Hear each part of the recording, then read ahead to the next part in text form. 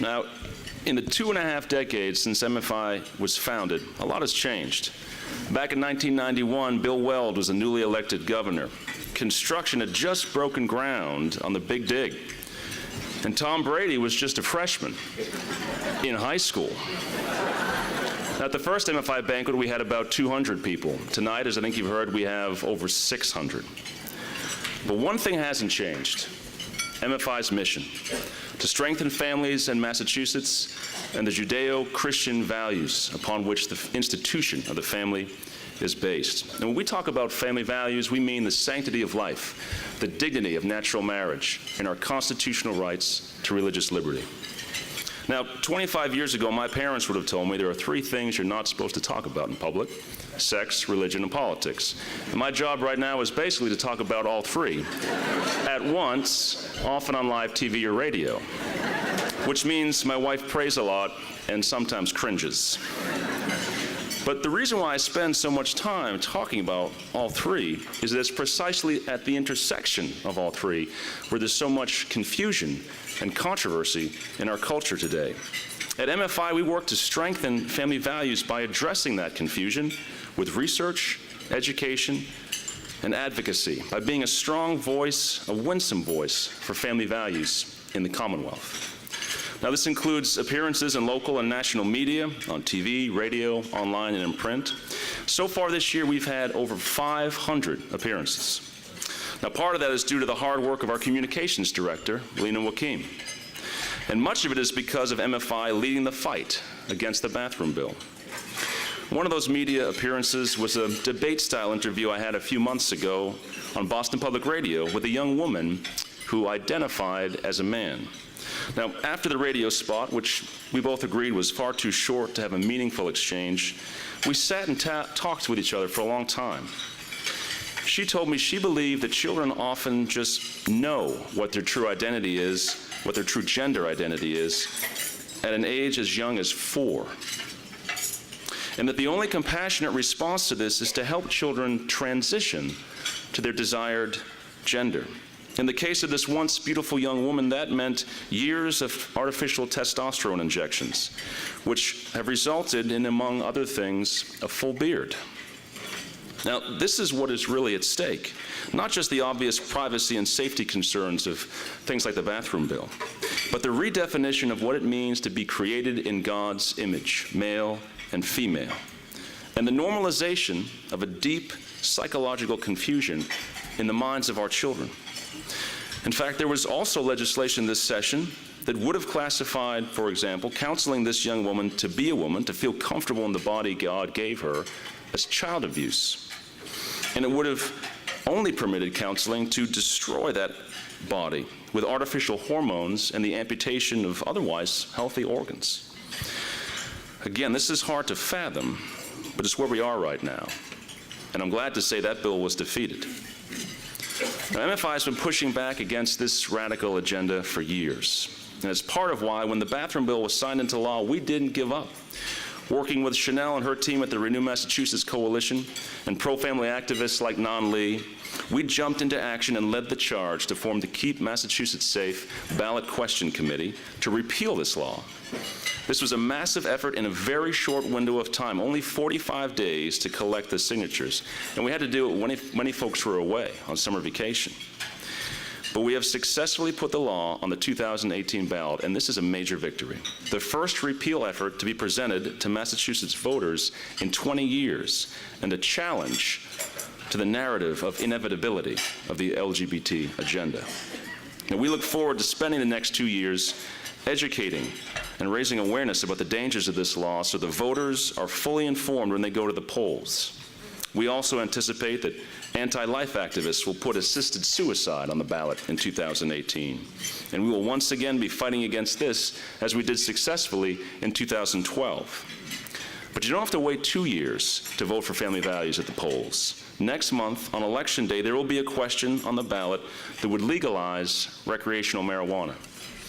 Now, as a father of 2 young sons, one of whom is here tonight, I remember clearly being at an event against the legalization of so-called medical marijuana. And there was a father who spoke there. And he talked about how he had spent the last decade driving his 2 sons back and forth to residential rehab programs for their drug addictions, which started with recreational marijuana use. So vote no on question 4 at the polls next month.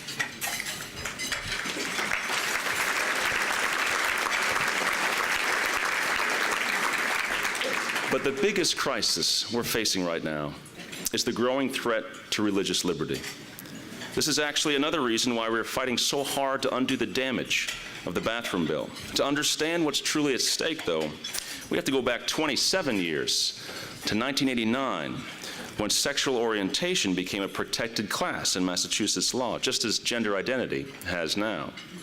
At that time, the law came with protections for religious organizations, so they would not be forced to violate their sincerely held religious beliefs or standards in the areas of who they hired and who they had as members.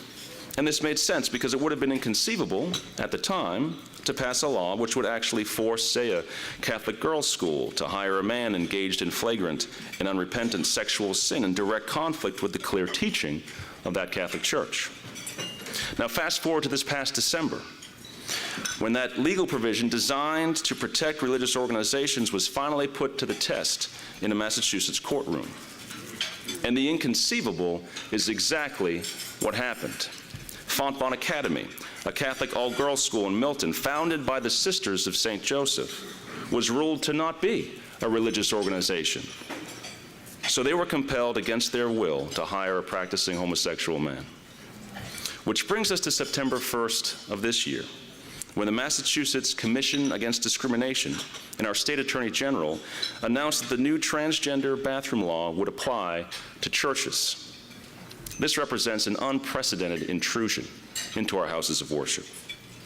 And if churches and clergy are found to be in violation of the new law, they will face heavy fines or even imprisonment.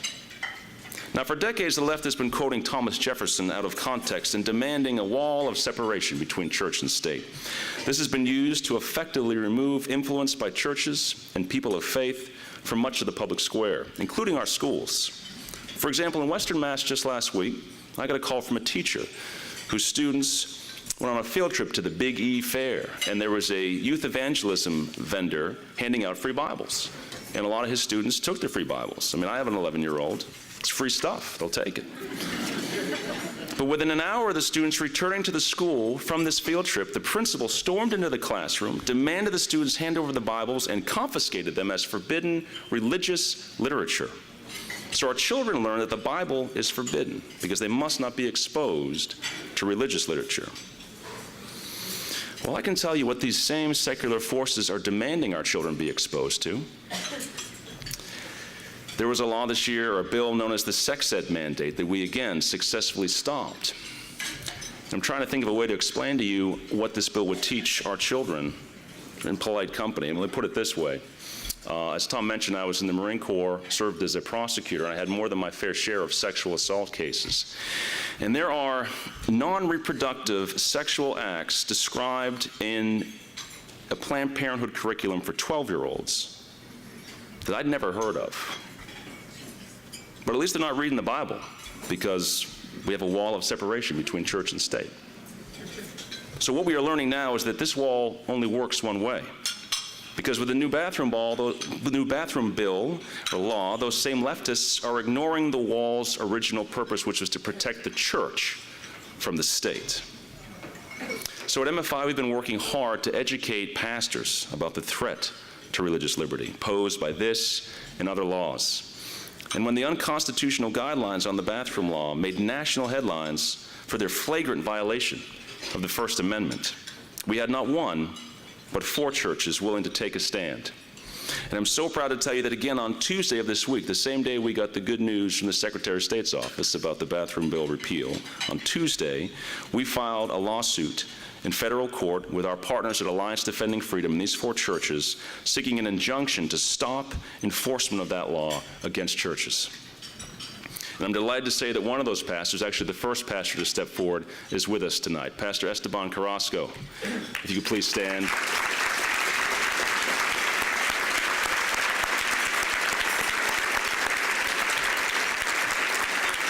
Esteban is the pastor of House of Destiny Church in Southbridge, Massachusetts, and is also on the city council.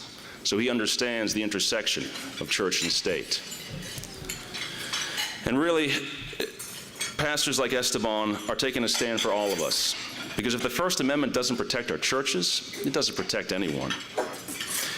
And although we hope to repeal this bad law in 2018, our churches need relief now. We cannot allow, even for a moment, this type of government intrusion into the sacred spaces of our sanctuaries. Now, as I mentioned earlier, we were able to collect over 50,000 signatures to repeal the bathroom bill. But a decade ago, we gathered over 170,000 signatures for the marriage repeal. Why such a disparity? One reason is that in 2006, we had 1,200 churches willing to help. This summer, we had about 300. In fact, the hostility and resistance that many of our volunteers faced in public places made us more dependent than ever on the safe spaces of parish halls and church fellowship rooms to gather signatures from like-minded believers.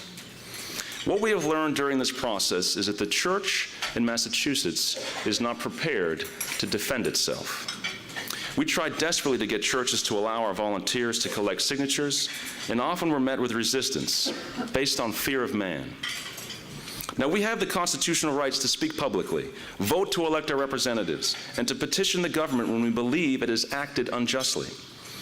We have a duty, a moral obligation, to exercise those rights in order to preserve the freedom we still have to spread the gospel. Men fought and died for these rights, starting a mere 9 miles north of here on a field in Lexington. Think about what they sacrificed because they understood the threat of government tyranny.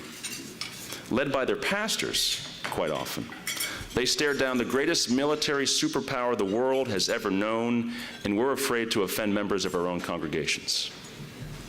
Now, one difference is those colonial pastors had prepared their congregations spiritually and intellectually for the fight against tyranny. We need to do the same. As one pastor who was taken aback by the resistance he met from his own flock admitted to me, I haven't done my job to make sure my congregation has been discipled on these issues. That is precisely why MFI has created the Engage the Bay State, a biblically based 10-week curriculum with accompanying video for church Sunday schools, small groups, or sermon series. Engage the Bay State educates and informs people of faith about the specific challenges to our family values here in Massachusetts from the perspectives of Scripture, culture, law, and politics. And it teaches how to serve effectively as advocates for our shared values.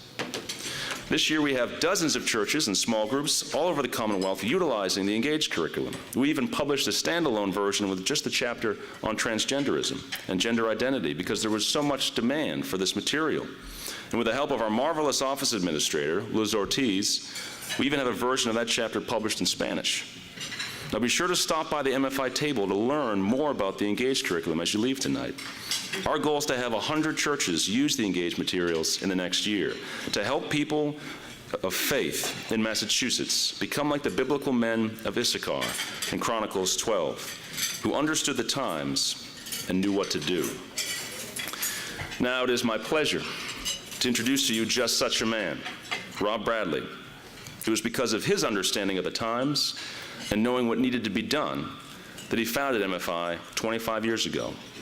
He has continued to be a source of wisdom, sacrificial support, and encouragement to MFI, and I'm inspired by his commitment and boundless initiative. Rob Bradley.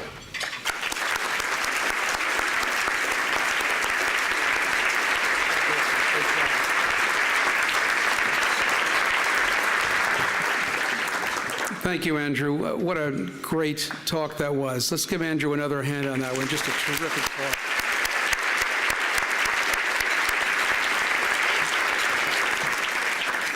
So this is quite a party. We've never had so many people, and we're going to party after the event's over. So I hope everybody will stay around and have great fellowship and a good time. I'm not going to say a word or two right now. I think the best way to start off by reviewing where we've been the last 25 years is to show a video. So if you could crank up the video, that'd be great. We need a voice that's influential and we need a voice that's speaking on behalf of the collective church. And we believe that MFI is that voice here and now. Organizations like MFI are so drastically important to our society today. I mean, I wish that there were not just one, but 100 MFIs in Massachusetts.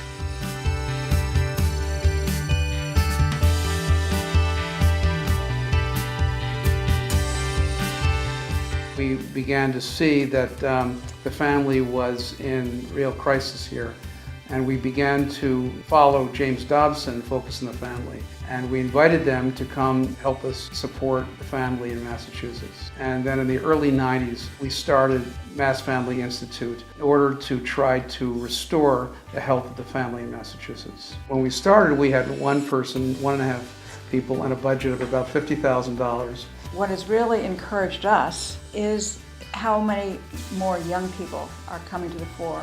And to have Andrew and staff who are all young and enthusiastic be taking over the helm has really been very encouraging. We just feel like MFI, like especially Andrew, he emailed me back very, quickly. I can ask him or his staff any question. I just feel, wow, look at these people who worked for our family. They always support us, always say, oh, you did a good job. It's really encouraging. MFI has a lot to offer our students. And for example, we appreciated having the president of MFI come and speak to our students. It made for a really enriching experience for them to hear from someone who's out there in the field fighting these issues and standing for Judeo-Christian values. Mass Family Institute has really helped inform me about everything that's going on, and it's helped me to speak up and be a part of things. I appreciate MFI because I like to have an organization that's really backing me up and helping me to speak the truth in times when I'm not as comfortable speaking the truth.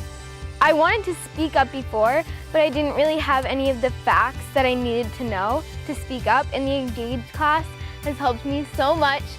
I was able to recently take part in an Engage class at my church.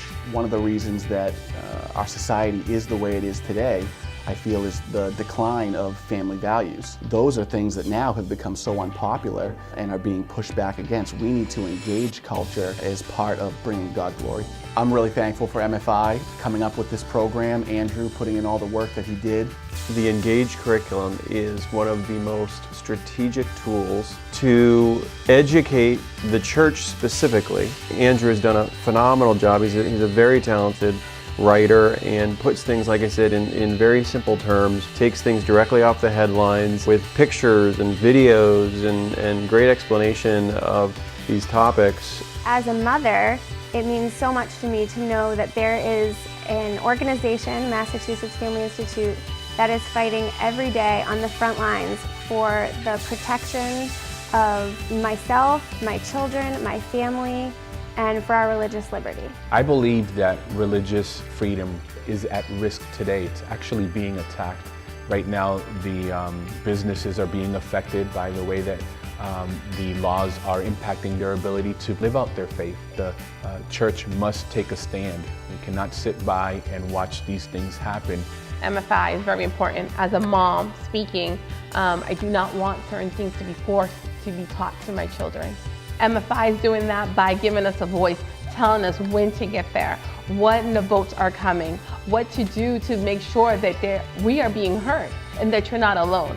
MFI is letting us know that, hey, you have a voice, not just us. I'm fighting for you, but here, this is what you can do. And you're teaching us how to do it.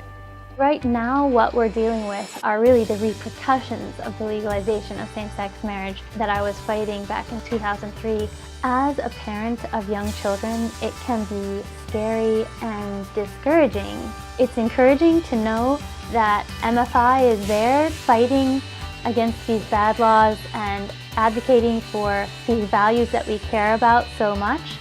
I'm so thankful that MFI has been around for 25 years because it means they're well established and they're in the community. I'm excited to see what the future holds for MFI and for how they can affect change through the state. It's so helpful to know that this organization is there for us to help us walk through any issues that we may face. I think it's critical that families and individuals in Massachusetts have a resource they can go to make their views known. When we started Massachusetts Family Institute in 1991, who could believe how far we've gone in 25 years? And it's a great blessing to us to have started with such a small seed in the ground and to see such a large oak grow.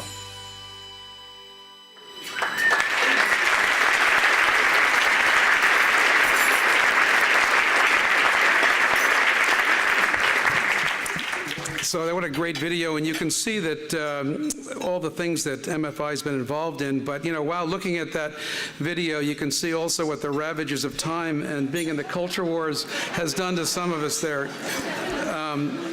The other thing is, when we started in 1991, 25 years ago, the air was clean and sex was dirty. Now it's the exact opposite, right? So anyway, things have changed. And one of the greatest blessings we've enjoyed since our inception is how God has brought us good and godly men to lead MFI. There have been 6 presidents of MFI since 1991, and 4 of the 6 are with us tonight. You've seen Andrew and what a wonderful leader he is tonight. And most of you know Chris Mino, our decorated fighter pilot in Vietnam, later a minister who did such a great job leading MFI for 10 years prior to Andrew. And I'd also like to acknowledge and ask to stand our founding president, Homer Allen, and his successor, Dan White. And please be acknowledged, if you would.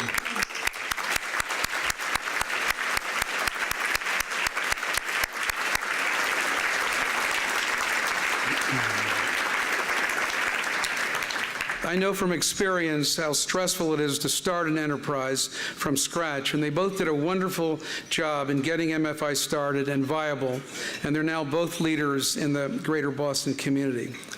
When we started MFI, we made a deliberate effort to focus on the key issue of fatherlessness and its awful social and economic consequences.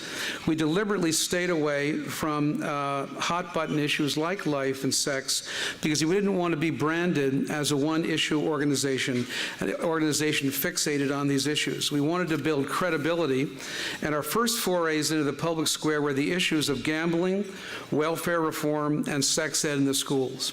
In the 1990s, we actually worked very closely with the Democratic leadership on Beacon Hill on a number of these issues. We couldn't imagine the changes that have taken place in these last 15 years, so that the great moral issues now aren't these issues, but homosexual marriage, transgender, and then, as Andrew's been talking about, the bathroom bill. The culture has moved so quickly and dramatically against the traditional family and against the Christian worldview, which has been our heritage in this country for almost 4 centuries. And as many of you know, the progression works as follows. The worldview determines the culture, and the culture precedes politics. When we started MFI, James Dobson used to say that focus on the family and organizations like MFI couldn't change the worldview and culture. Only the church could do that. And our mission was to hold the line, stand in the gap until the church awoke and led the struggle to reclaim the culture. And unfortunately, as Andrew has indicated, the church in many parts of this country has either been ambivalent about the role of faith in the public square or even hostile. So we've seen, as you're all aware, the slow and deadly deterioration of the family. Out-of-wedlock births in our country now, 42%. The top 6 cities in Massachusetts with over 50% of the kids' fatherlessness. And then more recently into hedonism, into decadence, homosexual marriage, gender confusion, and now the transgender bathrooms, all of which have become major planks in one of the political parties. But the theme of the banquet tonight is, in turbulent times, we, MFI, stay the course. And yes, indeed, we follow Winston Churchill's great speech, that short speech at Harrow during World War II, when he just said the following: never, never, never, never, never, never give up.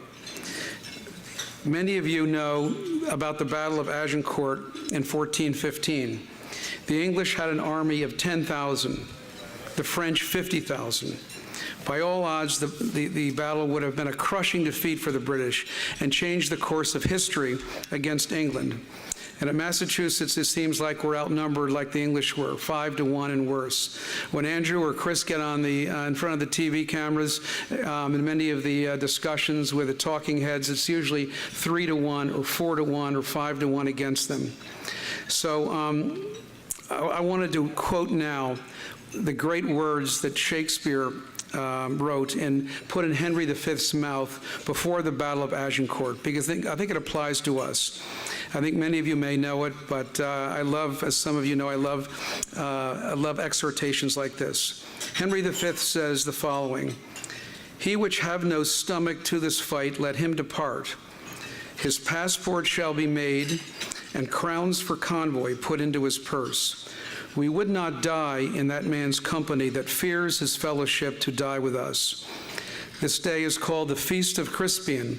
He that outlives this day and comes safe home will stand a tiptoe when this day is named, and rouse him at the name of Crispian. This story shall the good man teach his son, and Crispian shall ne'er go by from this day to the ending of the world, but we in it shall be remembered. We few, we happy few, we band of brothers, for he today that sheds his blood with me shall be my brother." Well, we haven't exactly shed our blood in Massachusetts, not yet anyway, but we've been trying over these 25 years to maintain Christian values, to uphold the good and to call out the evil. Many of us in this room have been assaulted in countless ways over the years by name-calling, by shaming in the press and on websites, by loss of reputation, marginalized in culture and society. But we do indeed have a sense of camaraderie and brotherhood for people in this room and supporters of Mass Family Institute. And like those at Agincourt and this country during World War II and the Cold War, we fight on because we know that we seek to follow the eternal truths in God's Word, and because we know, as Psalm 33 teaches us, blessed is the nation whose God is the Lord. And despite all our setbacks and all our defeats, we won't give up. And with the strength and courage that God gives us, we will, in God's time, prevail.